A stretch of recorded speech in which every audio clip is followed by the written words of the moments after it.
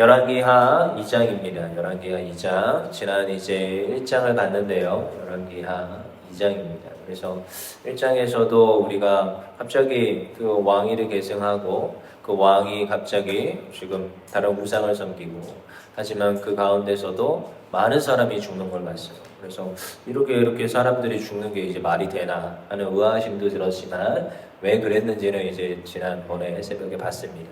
네, 오늘도 열왕기하 이제 2장입니다. 그래서 엘리야로부터 엘리사에게 이제 그 신앙의 그리고 모든 사역의 그 대가 이어졌어요. 그래서 너무나도 유명하죠, 사실. 그래서 이 대가 이어지고 엘리야는 하늘로 승천해 올라갔습니다. 그래서 엘리사가 구했던 것은 나에게 갑절의 능력을 주시옵소서. 여러분, 그 갑절은 무슨 말이냐? 여러분, 장자가 받는 축복이에요. 많은 분들이 이 갑절의 능력을 달라는 거를 많은 이제 착각과 많은 잘못된 설교를 많이 하시는데, 구약 설교, 구약 성경 안에서는 갑절은 장자가 받는 거예요. 장자가. 그래서 둘째가 받는 재산이 틀리고요. 첫째가 받는 재산이 틀려요. 첫째가 받는 재산은 2배 받습니다. 2배. 다른 형제들보다 2배 받아요. 그래서 엘리사가 자기가 장자다. 자기가 엘리야 당신의 그 모든 사역을 내가 이어서 하겠습니다. 라는 선언이고 고백이고 그렇게 하기를 원합니다. 라고 구했던 것이 갑절의 능력. 그래서 갑절의 능력을 받아서 이제 달려갑니다. 근데요, 이제 여리고에서 사역이 성공적으로 이제 이뤄하고 나서 그 다음에 이제 베델로 내려갑니다. 오늘 본문이죠. 저는 이 본문은 옛날부터 이제 통독을 많이 했지만 이 23절부터 25절이 해석이 안 됐어요, 사실. 그리고 이걸 해석해주는 목사님들을 거의 많이 만나보지 못했습니다. 근데 신학교에 가서 공부를 하고 이제 성경을 읽고 열왕기를 연구하면서 보니까 굉장히 중요한 부분입니다. 초반 사역이고 엘리사의. 근데 초반 사역에 너무나도 끔찍한 이야기를 담고 있죠. 굳이 이렇게 할 필요가 있을까? 우리 한번 본문을 읽어보겠습니다. 23절입니다. 읽어볼게요. 시작. 엘리사가 거기서 베델로 올라가더니 그가 길에서 올라갈 때 작은 아이들이 성읍에서 나와 그를 조롱하여 이르되 대머리여 올라가라, 대머리여 올라가라 하는지라. 자, 여기에서 이제 등장인물이 나옵니다. 엘리사가 거기서 베델로 올라갑니다. 여러분, 여리고에서 지금 베델로 올라가는 거죠. 여러분, 베델이 어디입니까? 여러분, 베들레헴 하면은 베트레헴 해가지고 베트가 집이고요, 레헴이 빵입니다. 그럼 뭐예요? 빵집. 여러분, 그래서 예수님이 빵집에 오셨어요. 그러니까 여기서 여기서 베델이잖아요. 베트엘입니다. 엘은 뭐냐? 베트는 집이죠. 이제 제가 해석해드렸으니까. 엘은 뭐냐? 여호와 하나님을 뜻해요. 여호와 하나님을 뜻하는 구약의 용칭들이 뭐 야훼, 아도나이, 엘로힘 뭐 이런 단어들이 있습니다. 근데 엘이라는 단어도 하나님, 신이라는 단어예요. 그렇죠? 그럼 베트엘, 하나님의 집이에요. 베트, 집이니까. 근데 하나님의 집인데 지금 이 열왕기 시대상 가운데 베트는 하나님의 집이에요, 우상의 집이에요? 우상의 집입니다. 그렇죠? 우상 숭배자들이 가득하고 여전히 하나님을 섬기지 않냐요. 그래서 우상 숭배의 온상지가 어디냐? 베델입니다. 거기로 누가 올라가고 있는 거예요? 엘리사가 올라가고 있는 거예요. 근데 거기에 올라가는데 누가 나타납니까? 그가 길에서 올라갈 때 23절에 작은 아이들이 성읍에서 나와요. 여기서 이제 문제가 작은 아이들이. 여러분, 요즘 현대 시대 가운데 작은 아이들이 그렇게 했다고 갑자기 엘리사가 저주를 했는데 앙금들이 나가지고 작은 아이들 42명을 다 죽여버렸어요. 요즘 시대 가운데 그런 일이 있으면 얼마나 이게 큰일 나는 뉴스입니까? 근데 여기서 작은 아이들이 누군지를 여러분 알아야 돼요. 여기서 작은 아이들, 우리가 한글로 이렇게 번역해놔서 우리가 잘 모르죠. 그때 이제 히브리어로 보면 나하르라는 단어예요. 나하르. 근데 나하르라는 단어가 사실은 누구한테 쓰여지느냐? 여러분, 이 똑같은 단어가 어디에서 쓰여지느냐? 아브라함이 모리아산으로 올라갔던 이삭이 나하르예요. 청소년이에요. 17세, 18세 이미 장성한 군대에 출전해도 될 만큼의 아이들을 나하르라고 합니다. 그리고 요셉이 포로로 잡혀갔을 때가 나하르예요. 그리고 솔로몬이 왕으로 등극했을 때가 나하르입니다. 여러분, 이 지금 작은 아이들이라고 해서 우리가 어린아이라고 생각하는 우리 착각이 많은데 나하르는 성인으로서 책임을 다질 수 있고 군대에도 들어갈 수 있을 만큼의 나이가 작은 아이들, 나르라는 단어예요. 여러분 어느 정도 이해가 되셨죠? 근데 그들이 몇 명이나 와요? 42명이나 나옵니다. 24절에 가보니까 수풀에 앙검들이 나와서 아이들의 42명을 찢었더라. 더 이상 더 있었는지는 모르겠지만 42명이 성경에서 기록하는 개수예요. 숫자예요. 그러니까 42명이나 나온단 말이에요. 그들을 그냥 엘리야를 모독했다라는 그 하나만으로 지금 엘리사가 저주를 하게 되는 거죠. 여러분 그러면 이제 봐야 되는 거예요. 그들이 한 잘못은 딱 지금 한마디입니다. 우리 23절의 끝에 보니까 성읍에서 작은 아이들이 나왔는데 조롱했대요. 근데 뭐예요? 이르되, 우리 읽어볼게요. 대머리여 올라가라. 대머리여 올라가라 하는지라. 요 말 한마디 했다고 엘리사가 지금 저주하고 있는 거죠. 여러분 그러면 이제 대머리가 뭔 뜻이냐? 이제 우리가 그걸 알아야 됩니다. 여러분 엘리사가 이 당시 나이를 이제 추정하여 보면은 25세에서 한 30세일 것이다.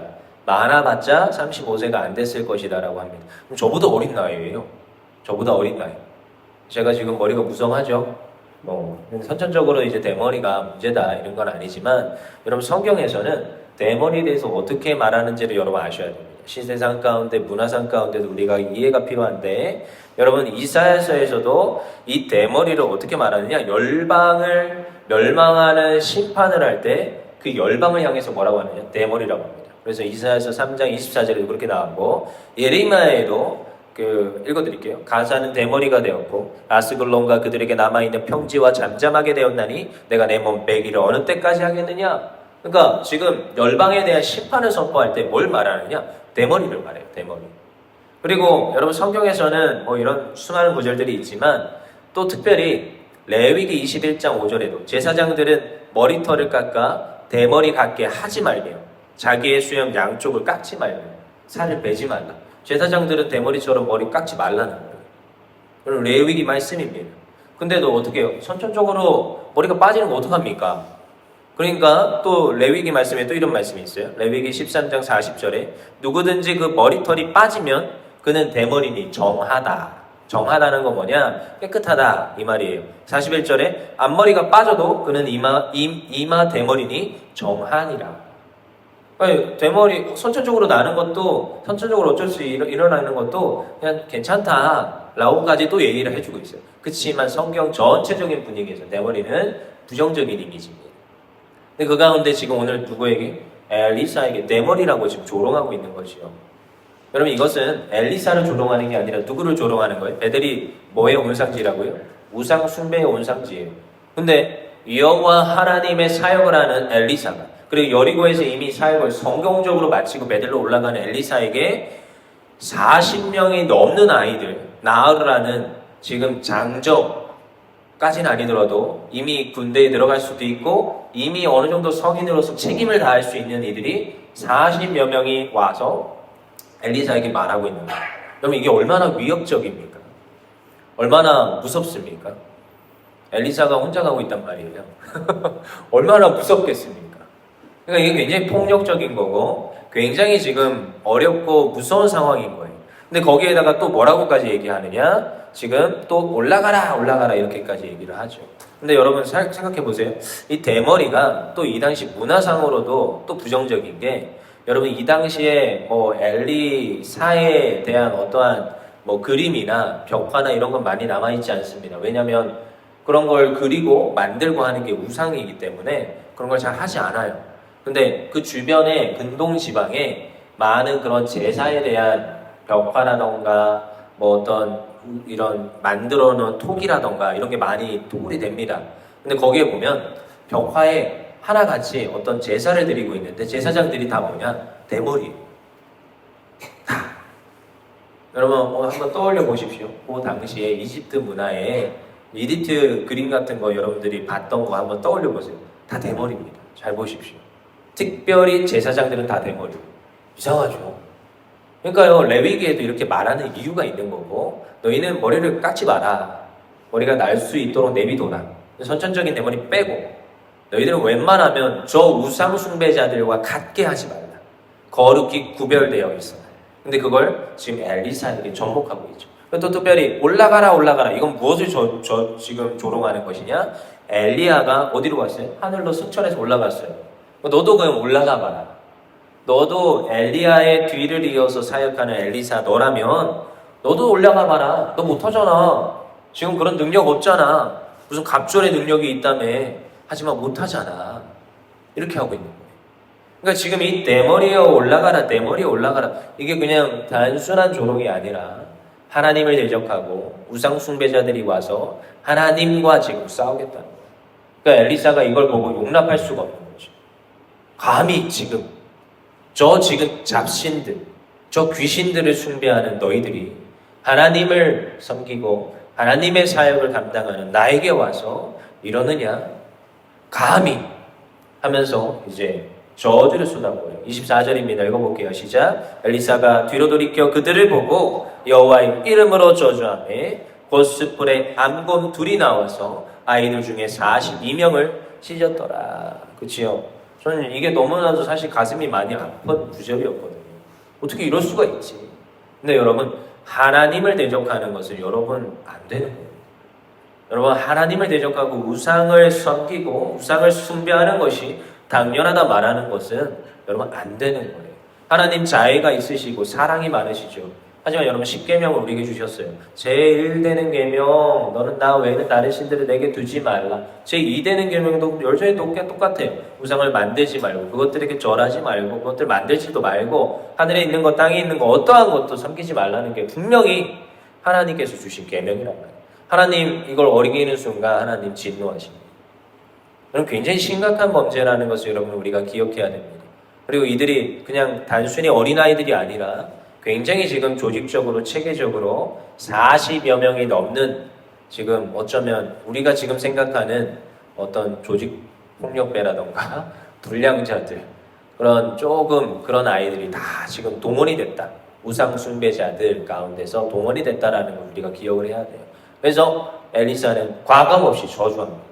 그러니까요, 누가 와요? 암곰이 갑자기 나타나서 여러분 다 도망갈 만도 한데 42명을 다 찢어줍니다. 어떻게 했는지 모르겠어요. 곰탱이가 되게 느려 터졌을 것 같은데 어떻게 그렇게 잽싸게 사람이 더 빠를 것 같지 않습니까? 제가 봤을 때. 근데 굉장히 잽싸게 다 죽여버려요.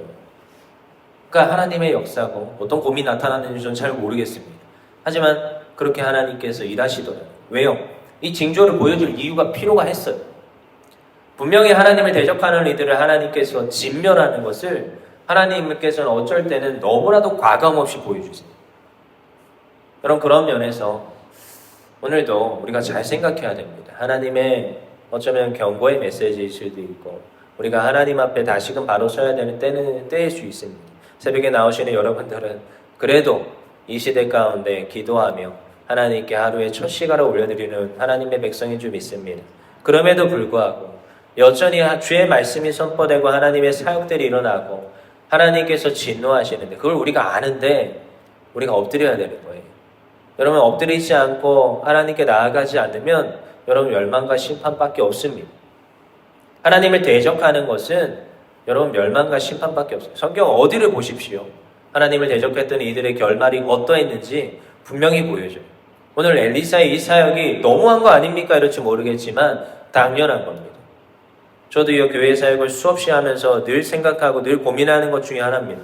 이렇게 가면 멸망할 게 뻔히 보이는데 그래서 때로는 권면을 할 때가 있고 이제 돌이키고 회개합시다. 하나님께 나와서 예배를 회복합시다. 그래도요 우상 앞에 가고 그래도요 하나님을 저버리고 대적하는 이들을 전 수없이 봅니다. 교회를 안 나오는 사람들이 아니에요. 교회를 나오는 사람들이에요. 근데 그 결과가 그 끝이 어떠해 됨을 분명히 성경에서는 수없이 말하고 있어요. 하나님 사랑이 많으시다며요? 하나님 자애로우시다며요? 아니요. 하나님 때로는 공의의 하나님. 정확하게 심판하시는 하나님. 그 진노를 참기까지 끝까지 참으시지만 그때가 되면 그 심판의 칼날은 반드시 내려지게 되어 있습니다. 그럼 우리가 이걸 기억해야 됩니다. 그러니까 엘리사는요. 조금 더 망설이지 않아요. 저주를 퍼붓습니다.